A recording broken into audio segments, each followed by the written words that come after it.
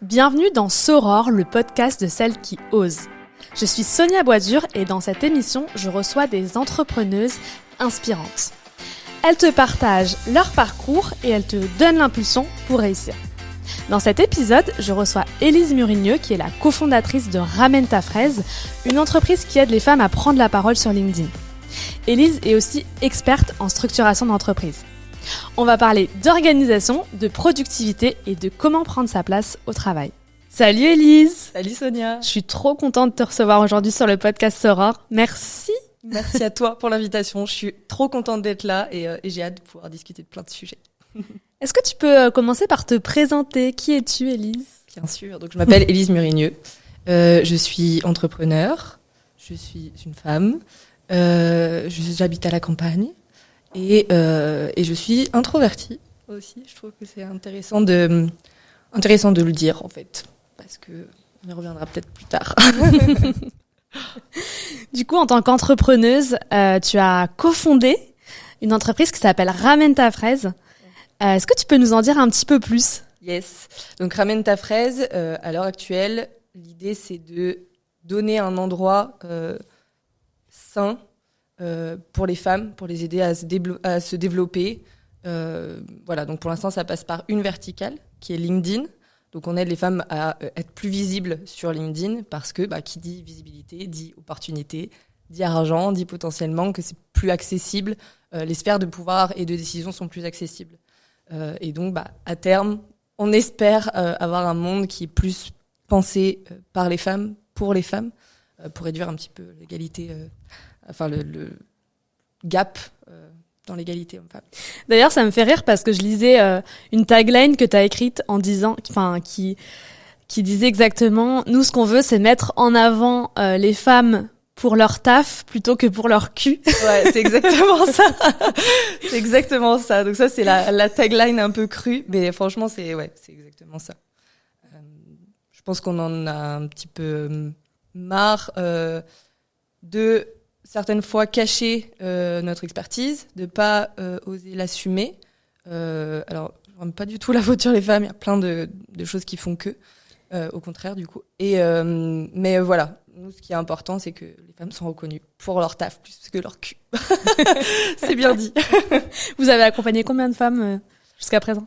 À l'heure actuelle, je dirais à peu près 200 femmes qui sont passées du coup dans les bootcamps dont tu fais partie d'ailleurs.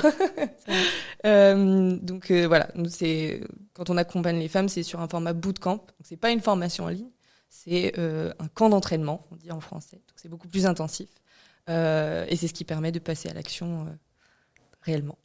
Trop bien. Du coup, Ramène ta fraise, tu l'as cofondé avec Nina Ramène, qui est ton associée aujourd'hui. Ouais. Comment ça se passe une association? Très bonne question, très bonne question. Je pense que déjà ce qui est cool, c'est que ça fait depuis un moment qu'on travaille ensemble. On n'était pas du tout associés. Moi, j'étais prestataire pour elle. Elle m'a dit vas-y, on lance un bootcamp. J'ai dit ok, go, c'est parti, tu vois. Et donc on a appris à se connaître, à voir comment l'une et l'autre travaillaient, à connaître les forces et les faiblesses de chacune aussi. Et donc ça a vraiment aidé. Et maintenant. Notre association se passe de manière où elle a la vision, c'est-à-dire qu'elle sait où on va aller, elle sait ce qu'on va mettre en place, etc. Donc elle a vraiment une longueur d'avance sur tout ça. Et moi, je suis plutôt la partie intégration, c'est-à-dire ok, maintenant qu'on a la vision, comment on y va en fait? Donc de récupérer les ressources, de structurer, etc. Et pour mettre en place tout simplement la vision, réaliser cette vision-là. On en reparlera, mais effectivement, une de tes expertises, c'est vraiment de structurer les entreprises, d'organiser, d'être productif, et tout ça, on en reparlera juste après. Par rapport justement à Ramène ta fraise, je sais que récemment, vous avez organisé un challenge. Ouais. Donc ça consistait en fait à réunir un certain nombre de femmes pour qu'elles postent sur LinkedIn pendant une semaine tous les jours. Ouais. Et de ce que j'ai compris, ça a été complètement... ça vous a dépassé, en fait. Qu'est-ce qui s'est passé? Tu peux nous raconter? Ouais. En fait, je pense qu'on n'avait pas anticipé que le moment où on allait appuyer sur le bouton, il y allait avoir autant de personnes mobilisées, en fait. Je pense qu'on n'avait pas capté l'impact et la résonance qu'on pouvait avoir en fait sur LinkedIn auprès des femmes, etc. Donc en fait, on s'est retrouvés de base sur un événement, on attendait beaucoup moins de personnes, à un événement où en fait il y avait plus de 6000 personnes. Énorme. Et donc c'était assez énorme dans tous les sens du terme. Et donc la structure qu'on avait pensée et prévue pour accueillir tout ce monde-là, en fait ça allait pas du tout parce que on peut pas accueillir 6000 personnes sur un groupe WhatsApp, tu vois. Ouais. Donc on a dû tout revoir juste avant de commencer le challenge, on avait déjà onboardé tout le monde. Et juste avant de commencer le challenge, on s'est dit non mais en fait là il y a trop de retours, on a eu plein de retours négatifs, d'autres très positifs, hein. Mais voilà, on s'est dit ok, là soit on met nos œillères et on dit tant pis, on fonce, on continue dans notre ligne. Soit, en fait, non, juste on écoute les gens qui participent au challenge et on met en place des choses et on change en fait tout ce qu'on avait prévu de base pour pouvoir accueillir tout le monde et que chacune essaye de passer le meilleur moment qui soit, en tout cas pour cette expérience-là, quoi. Et du coup, dans les 6000 personnes, il y a eu ces 6000 personnes qui se sont inscrites. Il y a eu des personnes qui étaient hyper contentes et moi j'ai vu pas mal de choses passer, de retours positifs. Mais le revers de la médaille, c'est aussi quelque part de se faire un peu traîner dans la boue par certains. Oui. Ça a été votre cas ? Ouais, clairement. Ouais, clairement. C'était méga dur. Moi, je pense que c'est la période depuis que je me suis lancée qui était le plus compliqué à vivre en réalité. Parce que ça... En fait, je pense que, je sais pas si c'est exactement que les femmes qui pensent ça, mais j'ai l'impression, en parlant avec plusieurs personnes, que c'est le cas. C'est-à-dire que quand on a des remarques négatives sur notre travail, on remet pas forcément en question ce qu'on a fait, mais qui on est. Ouais. Tu vois ce que je veux dire ? Et du coup, moi, ça m'a fait écho, à 1000% chez moi, je faisais que pleurer. Toute la semaine, j'ai pleuré.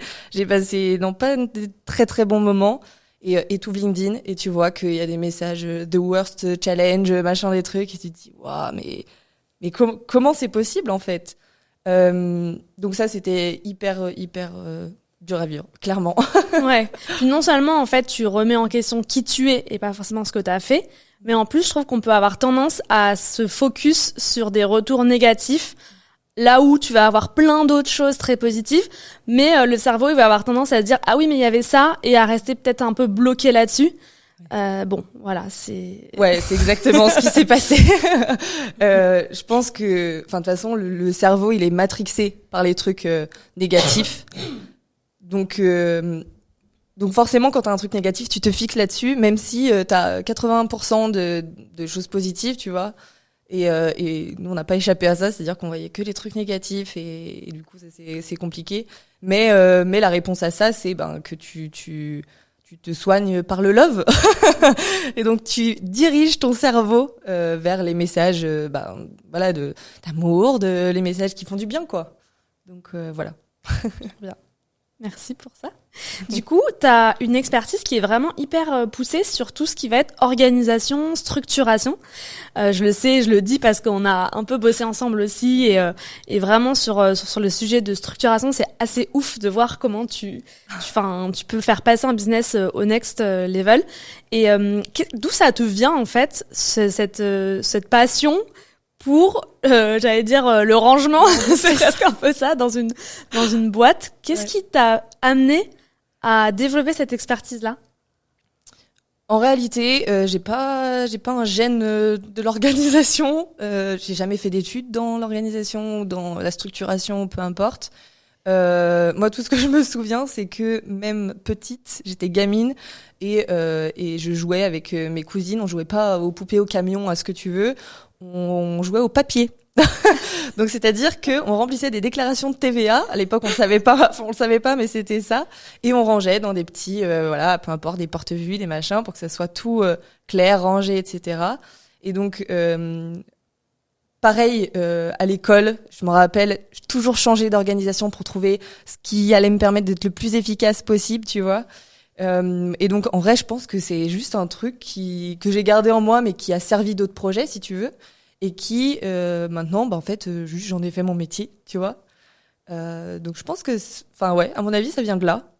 Je trouve ça assez ouf ce que tu dis sur le côté où à l'école justement tu vas chercher toujours la façon d'être le plus efficace possible et en fait ça me renvoie vraiment à l'idée que justement à l'école on a zéro méthodologie, c'est-à-dire qu'on va vraiment te bourrer le crâne, te demander d'apprendre des choses par cœur, d'avoir les meilleures notes, etc. Mais on te dit jamais comment le faire, comment y arriver, comment être méthodique. Et moi, en tout cas, je sais que personnellement, c'est quelque chose qui m'a énormément manqué quoi dans mon parcours scolaire. Et en tant qu'entrepreneuse, je sens que tu vois, je suis en train de rattraper tout ça.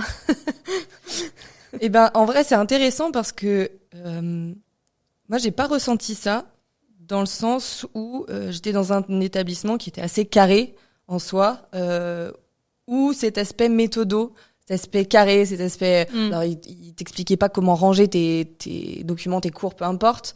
Mais il y a quand même, je pense, cette méthodologie qui nous ont appris, qui m'a servi plus tard. Mais t'as raison, en soi, c'est pas une compétence qu'on t'apprend comme plein d'autres, tu vois, genre... je sais pas, même les trucs bêtes, comment tu déclares tes impôts, tu vois. Il y a plein de trucs qu'on peut aborder comme ça qui sont, pas... On n'a pas de cours là-dessus, des choses clairement, très concrètes, quoi. Et je lisais aussi une information que tu donnais. En fait, tu disais que l'organisation, ça t'est venu aussi du fait de ton hypersensibilité et du coup de ton besoin de mettre de l'ordre. Comment tu expliques ça ? C'est quoi le lien entre l'hypersensibilité et l'organisation ? Alors, beaucoup, ça m'est très propre, entre guillemets. Mais en fait, il se passe tellement de trucs, je suis tellement tout le temps en train d'analyser les émotions des autres, comment je me sens moi, j'ai une gestion des émotions qui est catastrophique, que, en fait, d'avoir juste un cadre et de pouvoir stocker les trucs qui ont pas forcément de valeur ajoutée, si tu veux, ça me permet, entre guillemets, de calmer un peu tout ce qui se passe dans mon cerveau, d'avoir en tout cas un socle stable. Et donc, ça me permet de faire redescendre un peu la pression. Et du coup, je pense que ce besoin de structure, ça vient notamment de là, ouais. Ok, c'est hyper intéressant cette approche-là. Émotion versus organisation. Et moi, je le constate à travers le sujet de l'anticipation. C'est-à-dire qu'avant, j'étais un peu très last minute, tu vois. S'il fallait réserver un resto, par exemple, j'allais le faire le jour même. Sauf que le jour même, qu'est-ce qui se passe ? T'appelles le restaurant, il y a plus de place. En fait, faut que tu trouves un autre restaurant, tu galères, tu perds 3 heures, t'es stressé et au final, tu perds du temps du fait de ne pas avoir anticipé. Et ça, je l'ai compris assez tardivement que anticiper, c'était se créer l'espace de liberté et de décharge mentale, tout simplement. Donc, j'ai évolué là-dessus. Néanmoins, Élise, je fais encore des to-do papier. Je sais pas à qui tu dis ça, là. Je fais encore des to-do papier et je disais que tu dis non, mais faut pas faire ça. C'est pas de to-do papier. Ouais. Alors, je trouve que la to-do papier, c'est intéressant quand justement, il y a trop de choses dans ton cerveau. C'est-à-dire que t'as besoin de déverser toutes les choses que t'as à faire, etc., pour les trier, pour les déléguer, pour les supprimer, bon bref, voilà. Par contre, si tu veux utiliser efficacement une to-do, il te faut d'autres informations. Dans le sens où, et ça va joindre un point hyper important qui est la gestion du temps. On peut avoir une to-do énorme, ok, mais si t'as pas de niveau de priorisation sur tes tâches, en fait, juste t'as le cerveau plein parce que tu sais pas par où attaquer, etc. Sur papier, c'est un peu compliqué de trier cette info-là et de la faire naviguer, si tu veux. Donc, c'est pour ça que j'utilise Notion, moi, tu le sais. Mais voilà, pour moi, to-do papier, c'est cool pour déverser et surtout supprimer plein de trucs. Ouais. Mais après, pour trier l'info, tu vois, par exemple, quand t'es dans des multi-projets, que t'as plein de projets en cours, comment tu fais pour prioriser, pour savoir ce qu'il y a à faire sur chaque, pour te focus sur un truc à la fois. Enfin, voilà. Oui. Et même j'ai pris conscience. Moi, j'aime beaucoup écrire, mais j'ai pris conscience de la limite de la prise de notes papier. L'autre fois, j'étais en train de ranger mes placards et j'ai retrouvé mes 15 cahiers de notes remplis, griffonnés, etc. Et en réalité, je me suis dit, mais toute cette matière-là, je peux pas la réutiliser pour faire des connexions entre les idées. Parce que chaque idée, chaque note, elle est séparée de l'autre. Et digitalement, en fait, tu peux créer ces liens.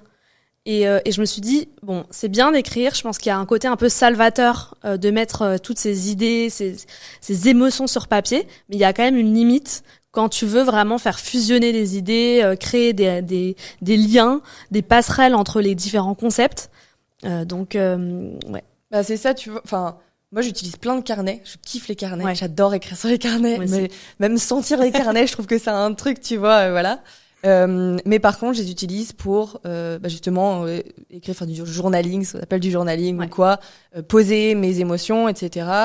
Mais tout ce qui est captation d'informations, quand je sais que je vais pouvoir réutiliser une idée pour en faire un contenu, un peu importe, ou même créer des formations, peu importe, dès lors où tu sais que tu vas pouvoir faire du lien avec les autres, bah là, c'est intéressant de le mettre sur un Ouais. outil digital qui va te faciliter en fait tout ce travail-là, quoi. Ok, donc les carnets, on les garde vraiment pour le journaling, pour déposer. Journaling, c'est quoi? C'est déposer ses émotions, écrire ce qu'on ressent, ses états d'âme. C'est un peu le journal intime, en fait. Ouais, c'est un peu C'est ça. ça. Alors, je sais qu'il y a plein de types de journaling. Alors, je suis pas du tout experte là-dedans, mais il y a plein de types de journaling. Je me prends pas de chou, c'est juste pour Ouais. vider, tu Déverser. vois, déverser complètement. Mais ouais, mais par contre, c'est très cool comme Ouais.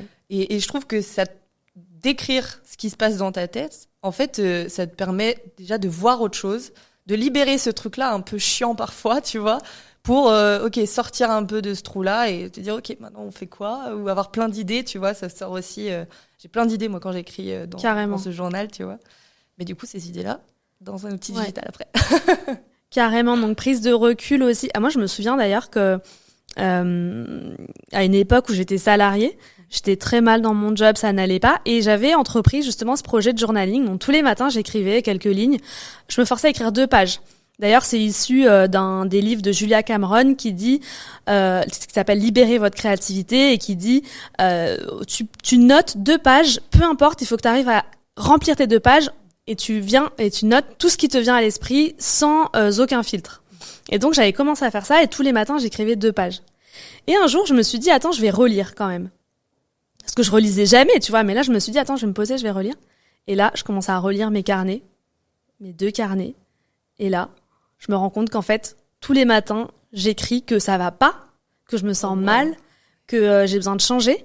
Et en lisant ça, ça m'a fait prendre une conscience que j'avais besoin d'aller vers autre chose, et honnêtement ça a été c'était l'élément déclencheur pour que je démissionne et que je me lance. Ah, c'est ouf, Ouais. c'est vraiment ouf. Mais enfin, tu vois, ça m'étonne pas parce que on se rend pas compte finalement. Et en l'écrivant, bah ouais, tu te rends compte de certaines choses, quoi. Carrément. Donc tu parlais de Notion tout à l'heure, je sais pas si on dit Notion, si on dit Notion, il y a un Ça gros rien. débat là-dessus. En vrai, on s'en fout, on va dire Notion. Donc est-ce que tu peux nous dire un petit peu pour ceux qui l'utilisent pas encore, ce que c'est Notion? Ouais. Notion, c'est un outil digital, grosso modo, qui va permettre d'organiser, enfin de capturer, de stocker, de traiter l'information. Donc c'est un peu comme, tu vois, tu connais peut-être Trello, ClickUp, des choses comme ça. Ouais, moi j'utilise Asana aussi. Ouais, voilà, exactement. Donc c'est un outil, souvent on parle de la gestion de projet, tu vois, qui va pouvoir t'aider à structurer ta gestion de projet, etc. Il y a plein d'autres facettes de Notion, mais voilà, grosso modo, c'est un outil qui permet d'organisation, si tu veux, un espace de travail d'organisation. Et toi, c'est ton outil chouchou, c'est celui avec lequel tu bosses. Ouais. T'as aussi vendu un pack, enfin tu vends un pack, ce qui s'appelle un pack CEO, que moi j'avais utilisé et que j'ai trouvé vraiment pratique parce qu'en fait c'est un kit clé en main qui est vraiment déjà préconçu, un espace avec lequel tu vas avoir ton espace sur les projets, sur la finance, sur la partie commerce, et tout est déjà préconçu, et ça franchement ça fait gagner un temps de fou. D'ailleurs, je crois que t'as un programme sur 5 jours, t'as un mini programme sur 5 jours. Oui. Où c'est quoi, c'est des vidéos? En fait, ouais, c'est ça. Parce qu'en fait, on me faisait remonter l'info que on avait besoin d'inspiration et de voir. Moi, j'aimerais bien un espace Notion, j'aimerais bien centraliser mes infos, mais je sais pas comment faire concrètement. Donc du coup, j'ai préparé, ces 5 vidéos où je montre des espaces qui permettent de centraliser tes projets, tes idées, etc. pour donner un peu plus de matière, tu vois, et voir potentiellement à quoi ça peut ressembler. Ok. Et c'est un mini-programme gratuit sur 5 jours. Il suffit juste de t'inscrire. Du coup, on mettra le lien dans la description. Ouais, ça roule. Pour si jamais vous voulez découvrir justement Notion, comment ça fonctionne. Il y a un autre outil dont on entend beaucoup parler, que moi, j'ai jamais vraiment utilisé parce que ça me fait un petit peu peur. Ça a l'air compliqué. Ça s'appelle Make. Ouais. Est-ce que tu peux nous expliquer ce que c'est ? Make, c'est un outil qui va vous permettre de créer des automatisations. Une automatisation, c'est quoi ? C'est dès lors qu'il se passe quelque chose, ça va déclencher une suite d'actions sur différents logiciels pour, encore une fois, gagner en productivité et en fait éradiquer un peu toutes les tâches à faible valeur ajoutée. Typiquement, je dis n'importe quoi, pour le pack CEO, par exemple. J'avais pas trop envie de devoir récupérer les paiements Stripe, ensuite de devoir demander les infos de facturation, ensuite, machin, tout ça. Et en fait, ça, c'est toutes des choses que j'ai automatisées pour me faire gagner du temps, parce que c'est des choses qui apportent pas de valeur directement, tu vois. Donc voilà, c'est vraiment un outil qui va permettre de créer des automatisations. Ok, donc un des cas d'usage, tu disais, c'est par exemple une personne qui s'inscrit, tu dois faire une facture plutôt que d'aller dans ton outil de facturation, de retaper le nom de la personne, etc. Là, ça va se faire directement. Ouais, c'est ça. Est-ce que tu as d'autres exemples de cas d'usage qui peuvent être intéressants quand tu es entrepreneuse ? Alors ouais, tu vois, j'ai l'exemple du bootcamp de Ramène ta fraise, du coup. Nous, c'est sur candidature. Donc, une fois qu'on reçoit les candidatures, on va analyser la candidature et sur Notion, on va passer une carte en mode oui, validé ou non, pas validé, etc. Et automatiquement, ça va envoyer des séquences. Enfin, des séquences mail, du coup. Soit des mails, soit des messages, etc. Et donc ça, on n'a pas à le faire à la main. Donc, simplement en disant oui ou non, ça va déclencher d'autres informations. Donc ça, c'est intéressant. En termes d'automatisation, tu peux tout faire. Maintenant, ce qui est intéressant, c'est d'automatiser avec ChatGPT aussi, qui est branché sur... c'est possible de le brancher sur Make. Typiquement, je te donne un exemple. Tu ajoutes une idée dans ton calendrier éditorial sur Notion. Automatiquement, grâce à une automatisation, tu vas pouvoir générer un draft de contenu à l'intérieur, un brouillon de contenu directement à l'intérieur de ta page Notion, grâce à ChatGPT, un prompt que tu aurais déjà fait. Donc il y a plein d'utilisations d'automatisation sur à peu près tout. Ok. Donc c'est vraiment là, tu as envie d'écrire un post LinkedIn ou Instagram, tu vas commencer à faire un brouillon dans Notion, ChatGPT est connecté et grâce à un prompt que tu avais imaginé, il va te construire finalement ton post. Ouais, c'est ça. Mais tu vois, tu peux juste mettre l'idée, ton idée de post, et sur un truc que du coup tu aurais pré-paramétré, ça va te générer un brouillon de contenu complet. Donc après, c'est ChatGPT, donc il y a toujours des trucs à modifier, mais tu peux déjà aller loin avec ça, et ça te fait gagner un temps fou, quoi. Ok. Voilà. Et ça peut te publier direct sur les réseaux ou pas ? Tu peux créer des automatisations pour programmer directement sur les réseaux sociaux, LinkedIn, Insta, Facebook, tout ça. Mais ça prend quand même un temps de ouf de prendre la main sur ce type d'outil, non ? Moi, je trouve que c'est intéressant de se former quand même dans tous les cas, parce que c'est pas forcément quelque chose qu'on a l'habitude d'utiliser. Donc, dès lors que tu arrives sur un nouvel outil, tu as forcément besoin de comprendre comment ça fonctionne. Après, c'est quand même bien fait. Donc, si tu veux aller dans les trucs très poussés, etc., oui, ça va être plus compliqué, voilà. Mais en fait, c'est très imagé. C'est-à-dire que sur Make, tu as des petits modules avec ton logo Notion, ton logo Make, tu lances le truc, ça t'explique ce que c'est en train de faire. Donc voilà, évidemment, il faut se former, ça c'est sûr. Et selon le niveau d'automatisation que tu peux faire, tu peux déjà faire des trucs par toi-même. Tu peux aller plus loin. Je pense que je vais essayer sur l'aspect facturation. Parce que moi, je prends encore vachement de temps à aller récupérer des infos d'un formulaire pour le mettre dans une facture. Et ça, des fois, je me dis, mais attends, mais c'est pas possible. Genre, juste même de passer 5 minutes à faire ça, c'est pas possible. Et en fait, c'est souvent 5 minutes, plus 5 minutes par là, plus 5 minutes. Et d'ailleurs, tu donnais une stat que je trouvais hyper intéressante. Tu disais, en fait, on passe 30% de notre temps dans une journée à rechercher des informations. Oui, c'est vrai. Mais moi, en checkant ça, j'étais, mais c'est pas possible, quoi, tu vois. Et ça, je m'en rappelle, c'était avant que je lance mon activité Notion, j'avais fait un espace Notion pour une proche qui est orthophoniste, bref. Et je lui avais fait son espace Notion, elle me dit, mais en fait, j'ai gagné genre une journée dans ma semaine. 4, non, énorme. je dis n'importe quoi là. 4 heures. Déjà, 4 heures, c'est 4 heures énorme. dans ma semaine. Ah oui. Et elle dit, mais je comprends pas. Elle me dit, mais en fait, si, parce que je gagne, 10 minutes par-ci, 10 minutes par-là, à chercher les informations, en fait. Donc, déjà, ça, bah voilà. Et après, il y a plein de trucs qu'on fait, on perd, voilà, c'est ça, 5-10 minutes par-ci, par-là. Et au final, ben, ça fait beaucoup. Ça fait beaucoup. Ok, trop bien. Est-ce que tu as un secret? C'est quoi pour toi le secret d'une bonne organisation? Je pense que, en fait, ce serait pas l'organisation en tant que telle, ce serait vraiment la gestion du temps. Parce que l'orga, tu peux être une machine et tomber du travail à fond. Mais en fait, tu peux tomber du travail de tâches inutiles, tu vois, qui apportent rien. Donc pour moi, la gestion du temps, c'est plus important que l'organisation en elle-même. La gestion du temps, c'est allouer du temps sur les tâches qui apportent de la valeur. En général, c'est les tâches qu'on n'a pas trop envie de faire, mais qui sont très importantes. Et donc, ça, pour moi, c'est la priorité, déjà. Et une fois que tu fais ça, ton organisation, bah, déjà planifiée. Parce qu'il y en a plein, oui, c'est dans mon cerveau, ce machin. Non, enfin, au bout d'un moment, le cerveau, il est pas fait pour retenir les informations.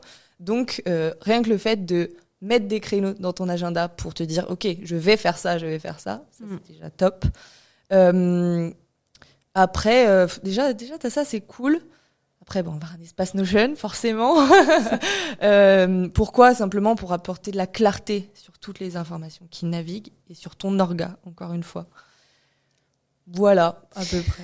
Ouais, c'est hyper intéressant. Moi, j'avais commencé à utiliser un outil qui s'appelle Toggl, Toggl, qui te permet justement de suivre là où est-ce que tu passes ton temps. Et le principe, c'est que à chaque fois que tu commences une tâche, tu vas aller lancer le chrono dans l'outil pour suivre finalement qu'est-ce que tu fais de ta journée, quoi. Et c'est vrai que c'est assez ouf parce que quand tu fais le point, tu commences le lundi et au vendredi tu termines ta semaine et t'as tout rempli, et là tu regardes et tu te dis putain, mais en fait j'ai passé énormément de temps à faire des choses qui avaient pas forcément énormément de valeur, ou en tout cas qui pourraient être déléguées. Donc c'est un peu fastidieux parce qu'il faut à chaque fois déclencher le timer dès que tu commences une tâche. Par contre, ça vaut le coup de le faire, je trouve, pendant 1 ou 2 semaines, juste histoire déjà de prendre conscience de là où tu mets ton temps. Oui, parce que le problème, c'est souvent ça, c'est que on a l'impression et on dit être sous l'eau, mais en fait, on se rend pas compte qu'il y a 80% de nos actions qui n'apportent rien. Enfin, n'apportent rien entre guillemets, mais je pense que tu connais la loi de Pareto, c'est-à-dire que 20% de tes actions vont déclencher 80% de résultats. C'est exactement pareil dans les tâches que tu as, en fait. Donc, capter déjà quels sont les 20% d'actions qui sont vraiment importantes, ça te permet de les mettre en priorité dans ton agenda. Encore une fois, on est sur la gestion du temps, tu vois. Moi, je sais que je fais pas mal ça. C'est ce que j'appelle la golden hour. C'est-à-dire que dans mon agenda, tous les matins, avant de commencer quoi que ce soit, j'ai un créneau d'1 heure, 1 heure et demie à peu près, qui est bloqué et qui est dédié à mes priorités en fait du moment. Donc évidemment, ça implique que tu dois avoir des priorités, des objectifs, etc. Typiquement, là, j'ai plus d'objectifs, donc là, je procrastine de ouf. Mais ce créneau-là, c'est hyper intéressant parce que je le mets avant de consulter mes messages, mes mails, etc. Et c'est comme, je sais pas, moi, quand j'étais en alternance, je me souviens, j'arrivais souvent première au bureau. Et là, tu sais, t'as un moment, t'es tranquille, il y a personne pour te solliciter. Et en fait, t'avances carrément plus vite sur ce que t'es en train de faire. T'es pas encore brouillé par LinkedIn, la petite notification Instagram, etc. Et du coup, je trouve ça hyper efficace, pour le coup. Ouais. Moi, alors c'est vrai que moi j'essaie de j'arrive pas à avoir cette bulle le matin parce que les enfants se préparaient, etc. Par contre, la règle que je me suis imposée, c'est pas de réseaux sociaux avant 10 heures. Parce qu'en fait, effectivement, sinon ça te brouille le cerveau dès le matin. Tu scrolles ton LinkedIn ou ton Insta et en fait, t'es déjà saturé. Ton cerveau, il en peut déjà plus alors que ça fait 1 heure que t'es réveillé, quoi. C'est ça. Franchement, j'ai exactement la même sensation. Et parfois, je me suis même, j'ai même capté que de checker les réseaux sociaux dès le matin, ça me mettait de mauvaise humeur dès le matin, tu vois. T'as pas encore pris ton café, que t'es déjà de mauvaise humeur à ressasser, tu vois, tout ce qui se passe. Et ça, c'est horrible, quoi. Mais bien sûr, et ça te coupe de toi, ça te coupe de tes émotions, ça te coupe de ta propre créativité. Et ça te met dans une énergie où, en fait, tu vas tout de suite regarder ce que font les autres, comment se sentent les autres, qu'est-ce qu'ils ont à dire. Et voilà, je trouve que ça te coupe de toi. Et vraiment, ça, c'est, je dirais, une règle pas avant 10 heures, quoi. Ouais, il y a plein de trucs comme ça où j'essaye de mettre beaucoup de friction, en fait. On sait tous qu'on est tous happés par les réseaux sociaux, par le portable, par machin, etc. Et en fait, il y a des fois, ma volonté seule ne suffisait pas, tu vois. Et maintenant, j'ai mon téléphone, par exemple, en mode noir et blanc. Ok. Ça me donne moins envie de le consulter. Sur LinkedIn, que je consulte beaucoup trop, j'ai une extension qui s'appelle Sift, de Julien Collet, d'ailleurs, que vous connaissez certainement. Ça s'écrit comment ? SIFT. Sift. Ouais, Okay. Sift, ouais, exactement. Et en gros, tu lui dis, je veux être sur LinkedIn 5 minutes, et après, ça va te bloquer 5 minutes. Et donc ça, au moins, ça met de la friction dans mon envie d'aller scroller et perdre du temps, tu vois, sur LinkedIn, de te comparer, tu vois, tout ce qui va avec, quoi. Ouais. Donc, tout ça, c'est vraiment cool. Et il y a une application aussi, je sais, qui te bloque ton feed LinkedIn, c'est-à-dire qu'en fait, tu n'as plus de feed LinkedIn. Tu viens simplement pour poster. Ça s'appelle comment, ça, déjà ? Feed Eraser. Eradicator, je crois. Truc comme ça. Ouais, okay, on vérifiera, on mettra le lien de toute façon dans la description. Et il me semble que d'ailleurs, c'est sur d'autres réseaux sociaux. Okay. À vérifier. Du coup, en fait, si tu y vas, c'est juste pour publier. Pas voilà. pour Très pas bien. pour scroller. C'est ce qu'on veut en vrai. Sinon tu passes des heures. Une autre technique aussi, je crois que Nina avait testé, c'était le fait d'acheter une boîte dans laquelle tu vas mettre ton téléphone, et c'est une boîte qui est fermée à clé pendant un certain nombre d'heures. T'as testé ça ? Non, ça c'est la méthode costaud. Donc je trouve ça trop bien parce qu'on n'a pas tous la même volonté de stopper ça. J'ai jamais utilisé ça, mais je trouve ça très bien. Je sais qu'il y a des fois, je mets mon portable dans une autre pièce. Ouais. Parce que au moins, je suis bien sur mes projets et je sais que j'aurai la flemme de me lever pour juste aller chercher mon téléphone. Tu vois, en y allant, ça me découragerait et je me dirais, ok, non, tu n'as pas besoin d'y aller. Voilà. Je sais qu'on a mentionné déjà pas mal d'outils, on mettra la liste dans la description. Est-ce qu'il y a d'autres outils comme ça que tu recommandes à fond parce que toi tu les utilises et tu trouves que c'est génial et... Ouais. Moi j'utilise beaucoup Tela, c'est un peu comme Loom. C'est pour ceux qui connaissent, ça te permet d'enregistrer des vidéos, d'enregistrer des captures d'écran aussi, entre guillemets. Et ça c'est top. Tous mes retours sur des espaces Notion, pour montrer des choses, ça se fait en 2-2 et j'utilise ça beaucoup. Après, ce que j'utilise beaucoup, c'est Chrome et Arc. C'est 2 outils. Chrome, c'est un agenda, entre guillemets. Enfin, c'est pas entre guillemets, c'est un agenda qui est beaucoup plus efficace que Google Agenda, qu'on utilise, enfin Carol Calendar plutôt, qu'on utilise tous. Mais donc c'est un outil qui est top. Et j'utilise Arc, qui est un navigateur, pardon. Et pareil, beaucoup plus efficace que Google Chrome, beaucoup mieux organisé. Tu peux faire des choses beaucoup plus rapidement. Voilà. Ok. Les outils que j'utilise. Trop bien. Et du coup, en quoi c'est mieux en quoi Chrome c'est mieux que Google Calendrier ? T'as des accès rapides.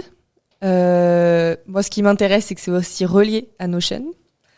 Donc, ouais, c'est ça. Notion a racheté Chrome, il me semble, si je dis pas de bêtises. Et du coup, ça me permet directement de faire le lien avec mon espace, mes rendez-vous, etc. Donc ça, c'est chouette. Trop bien. Du coup, si on veut se former à tout ça, Élise, comment on fait ? Je sais qu'il y a le pack CEO, on en a déjà parlé, je vous le recommande à fond si vous êtes entrepreneuse. C'est déjà un kit clé en main qui est nickel avec tes espaces préconçus, donc ça, je le recommande à fond. Est-ce que tu as d'autres choses ? Je sais qu'il y a Ramène ta fraise qui te prend pas mal de temps. Du coup, voilà. Est-ce qu'il y a quand même une possibilité de se former avec toi ? Alors, grande question. Pour l'instant, j'ai stoppé mes accompagnements parce que je suis en train de voir comment justement allier la notion du temps et Ramène ta fraise sur l'année qui arrive. Mais sinon, de base, je propose des accompagnements qui sont sur 4 séances d'1h30 et justement pour à la fois former, mais surtout avoir un espace très concret pour que les personnes que j'accompagne puissent créer leur espace en fait. Voilà, donc forcément, il y a une partie formation sur tout ce qui est technique, les bonnes pratiques, tout ça. Ok, trop bien. Si vous voulez commencer 2024 sur Et voilà, sur bien de bonnes organisé. bases. Alors moi, le truc que j'ai commencé, c'est vraiment à nettoyer, à vider mon ordi. En fait, je me suis rendu compte que je le faisais pas suffisamment souvent. Or, c'est ultra important d'entretenir parce que c'est bien de mettre en place un système, mais derrière, il faut régulièrement y revenir pour le mettre à jour, pour nettoyer, pour vider. Et en réalité, ça m'a fait un bien, mais de dingue. Juste, ça m'a vidé ma charge mentale et tu repars nickel et ça, c'est motivant aussi. En fait. Ouais, C'est ouais, motivant. ouais. Bah, c'est comme, enfin, je sais pas, parfois mon appart, c'est un bordel sans nom. Désolée pour pour le terme. Et, tu sais, quand tu le ranges, t'as l'impression d'être vidé, t'as l'impression que ton cerveau est beaucoup plus libre. Et en fait, sur un espace digital, c'est exactement pareil. C'est-à-dire qu'il y a des moments où tu vas devoir supprimer, ranger, etc. Mais quand tu sais que tout a sa place, t'es beaucoup plus sereine, quoi. Ça libère. Ouais, ça libère vraiment. Trop bien. On va passer à un autre chapitre dont je voulais discuter avec toi. Sur les réseaux sociaux, tu as dit assez ouvertement et j'ai beaucoup admiré ça, le fait que pendant ta carrière précédemment en tant que salarié, tu avais vécu une période de harcèlement au travail et tu as pris la parole sur ce sujet. Je trouvais ça hyper courageux. Je sais que, en tout cas, ce que tu as exprimé, c'était que tu le faisais pour que la parole se libère. Est-ce que tu peux nous raconter un petit peu cette expérience, ce que ça t'a apporté? Ouais. Donc, ce que j'ai subi, c'est 2 tentatives d'agression sexuelle. Donc, j'avais un collègue qui était beaucoup plus âgé que moi. Enfin, peu importe, en fait, qu'il soit plus âgé ou pas, mais en tout cas, là, c'était le cas. Qui a tenté à plusieurs reprises de m'embrasser. Voilà, tout naturellement. En fait, sur le coup, j'ai pas capté directement. La première fois, je me suis énervée. Mais voilà, je suis rentrée chez moi et voilà. Et la deuxième fois, j'ai senti qu'il y avait un truc qui m'avait plus titillé, tu vois. Donc heureusement, il y a un autre de mes collègues qui est venu m'aider. Est-ce que tu veux, enfin, comment tu vas, qu'est-ce que tu veux faire, etc. Et le souci, c'est que j'ai remonté cette information, du coup, la hiérarchie entre guillemets, et qu'il n'y a pas eu d'actions, qui ont été mises en place après, quoi. C'était c'était en soirée, il a pas fait exprès ou je sais pas quoi, tu vois. Donc tu te dis ok, ouais, il a juste pas fait exprès, quoi. Ouais, ça arrive comme ça. Voilà, ça arrive. Voilà, c'est ça. Faut pas lui en vouloir. Il était pas dans son état normal entre guillemets. C'est un peu ce qui est. Et donc j'étais tu vois, j'avais rien d'autre à faire, à dire que patienter, quoi. Cette personne-là m'appelait à 3h du matin, me laissait des messages vocaux genre horribles, qui me faisaient très bizarre. J'avais des échos d'autres collègues qui me disaient oui, il dit que tu l'as ensorcelé, que machin, et en fait t'étais au milieu de ça. Moi j'étais alternante, je dois avoir 20 piges, tu vois, et j'étais un peu démunie en vrai sur le coup. Et après, j'ai quitté l'entreprise et je me suis dit que c'était normal, entre guillemets, que je sais pas, personne s'est arrêté sur ça, donc c'est que ça devait pas être incroyable, quoi.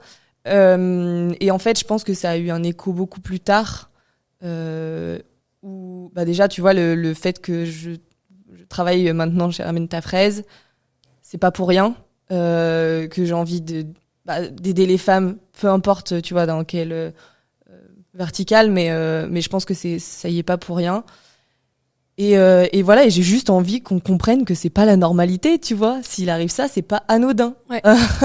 Donc je pense que c'est ça qui importe vraiment. C'est ça, c'est que je pense qu'effectivement il y a pas mal de femmes qui sont dans ces situations-là, qui normalisent, qui banalisent, qui se disent c'était juste une petite tape sur la hanche, c'était juste un petit clin d'œil ou autre. Et en fait non, c'est pas juste ça, c'est grave. Ouais. Et merci du coup d'en parler, de mettre ce sujet sur le tapis, parce que bien trop souvent on le cache. Qu'est-ce que tu conseillerais justement à des personnes qui sont dans cette situation-là ? Comment réagir ? Alors, j'ai pas la vérité absolue. Oui. Moi, je pense que je vais faire par rapport à mon vécu. Moi, ce qui m'a aidé, c'est déjà que des collègues soient avec moi à C'est-à-dire, justement, ce collègue qui est venu me prendre par la main, comment ça va, tu vois. Rien que ça, voilà. De pouvoir en parler à tes collègues, pas forcément à ta hiérarchie au début, ça peut être compliqué, voilà, au début.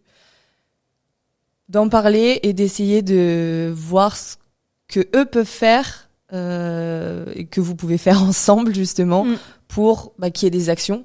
Est-ce qu'il faut aller, du coup, en parler à la hiérarchie? Je pense que c'est hyper important. S'il y a un service RH, par exemple, y aller aussi. Après, c'est plus facile à dire qu'à faire, on est bien d'accord. Bien sûr. Mais et puis voilà, ça dépend aussi de ce qu'on vit.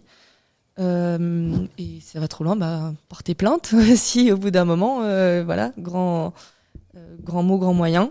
Donc voilà, mais surtout en parler, pas garder ça pour soi, parce que c'est trop dur. Et encore une fois, on se dit toujours, est-ce que c'est de ma faute? Est-ce que j'ai aguiché? Est-ce que, etc. Et en fait, non. Donc d'en prendre conscience et que quelqu'un d'extérieur nous dise que non, c'est pas normal, on sent déjà un petit poids qui s'enlève. En tout cas, pour ma part.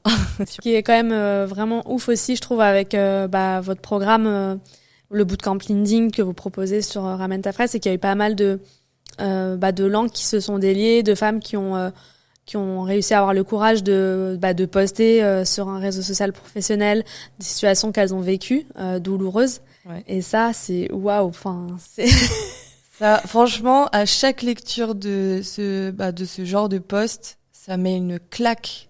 Et je me dis, déjà, je trouve ça fou qu'il y ait du coup autant de choses à raconter dans ce sens-là, tu vois, par rapport au nombre de femmes qu'on a accompagnées.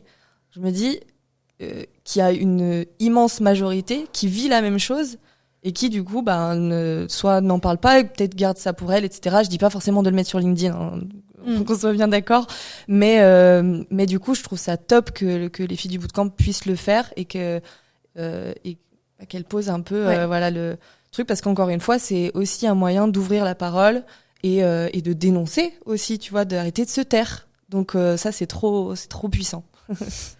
Qu'est-ce que tu dis aux gens qui trouvent qu'il y a trop de femmes qui prennent la parole sur LinkedIn? J'adore. J'adore parce que c'est qu'on dérange. Et si on dérange, c'est que des choses bougent. Donc moi, ça me fait vibrer. Genre, tu veux dire quoi? Vas-y, mais poste ou barre-toi, tu vois. Genre, moi, je m'en fiche. Vraiment, barre-toi. Ouais. C'est pas grave. Et encore une fois, c'est bien parce que on dérange, parce que c'est que y a du mouvement et c'est que on va apprendre ensemble à ce que ça devienne la normalité en fait. Et ça c'est cool. C'est quoi votre ambition du coup sur les années à venir? Je pense que dans l'idée, on aimerait construire un immeuble avec des femmes entrepreneurs qui dépassent le million. Tu vois, ça c'est vraiment le truc, le summum. Après là, ce qu'on a en tête, c'est d'aider plus largement en fait les femmes qu'on accompagne. Pour l'instant, c'est sur un axe visibilité LinkedIn, mais on aimerait potentiellement ouvrir d'autres verticales, la prise de parole, la gestion des finances, etc., pour que ça soit vraiment un spectre beaucoup plus large. Et donc ça, j'espère qu'on va pouvoir commencer à y mettre les pieds en 2024. D'ailleurs, vous avez déjà fait je me souviens avoir participé avec vous à une espèce de mini mastermind, ou en tout cas des sessions d'entraide et de co-développement pendant lesquelles on travaille ensemble à plusieurs en intelligence collective, et ça c'était vraiment, déjà je pense que c'était une première initiation. Quand tu dis un immeuble, tu parles d'un vrai bâtiment? Vrai bâtiment. Okay, d'accord. On veut de l'ambition ou pas? Ouais, on veut un vrai bâtiment avec des bureaux et des femmes qui déchirent tout, quoi. Donc un lieu physique plutôt. Ouais. Okay. On va commencer peut-être par un bureau de coworking soft, et puis mais on y arrivera. Ok, trop intéressant. Je t'avais demandé de réfléchir à un objet qui est important pour toi, qui signifie quelque chose. Qu'est-ce que tu avais choisi? J'avais choisi un pinceau. Ouais. Parce que depuis toute petite, je dessine beaucoup, je peins beaucoup, j'aime beaucoup. En fait, ça me fait rire parce que parfois, les gens, comme je suis sur de l'organisation, etc., ils me prennent un peu pour, un robot. Un truc hyper cadré, hyper inflexible et tout. Et en fait, la vérité, c'est que si je fais ça, si j'apporte de la structure, c'est pour pouvoir me dégager tout ce qui, moi, m'intéresse, la créativité, l'apprentissage, la réflexion, etc. Et donc, ce pinceau, ça représente bien, justement, cette créativité et ce truc-là qui est hyper important à mes yeux. Ok, trop intéressant. C'est quoi tes rêves? C'est quoi mes rêves? Ah, c'est une bonne question. Ah, tu vas me poser une colle, là. Mes rêves. Waouh. Déjà, il y a un lien peut-être avec le projet Ramène ta fraise, les femmes, le fait de libérer la parole. Ça, c'est sûr. Mon rêve, c'est déjà d'accompagner plus de femmes. En fait, je veux avoir plus d'impact. Pas pour moi, je m'en fous. Enfin, je suis dans l'ombre, ça me va très bien, tu vois. Mais je veux que les femmes aient plus de visibilité, aient plus de business, aient plus, qu'on commence à rentrer dans les sphères de pouvoir, etc. Ça m'intéresse. Pour essayer un peu de changer le monde à notre manière. C'est peut-être un peu trop ambitieux, mais ma foi, en tout cas, on va essayer. Et voilà, après, je pense que c'est très bizarre, j'ai l'impression de pas avoir de rêve, là. Déjà, c'est un grand rêve. Ouais. Enfin... C'est déjà pas mal. Et toi? Eh ben, moi, waouh! Alors, tu la renvoies, en fait. Tu l'attendais pas, celle-là. Moi, mes aspirations, c'est vraiment de permettre aux femmes de prendre le pouvoir, de s'assumer, d'être capable de monter dans les sphères, c'est un peu ce que tu disais, mais de monter dans les sphères de pouvoir. Et pour ça, je pense que c'est hyper important de pouvoir s'entraider les unes les autres. Et aujourd'hui, ma façon de le faire, c'est plutôt à travers des ateliers, des conférences. Mais j'aimerais y ajouter peut-être encore plus un aspect, je dirais, émotionnel et énergétique. J'adore. À suivre. Si certaines ont envie d'oser leurs rêves, il y a Julia Cantarajou que j'avais interviewée dans une précédente émission qui fait un atelier génial là-dessus. Parce qu'entre-temps, j'ai fait l'atelier et franchement, c'était dingue. On a fait un exercice de breathwork aussi, c'était incroyable. Franchement, à faire. Le petit FOMO de ne pas habiter à Paris. J'ai envie de la faire, sa conférence, depuis tellement longtemps. Je te remercie infiniment, Élise. Franchement, on a appris énormément de choses en termes d'outils, en termes de méthodes pour gagner en productivité, en organisation. C'était ouf. On va mettre toutes les ressources pour que vous puissiez retrouver tous ces éléments.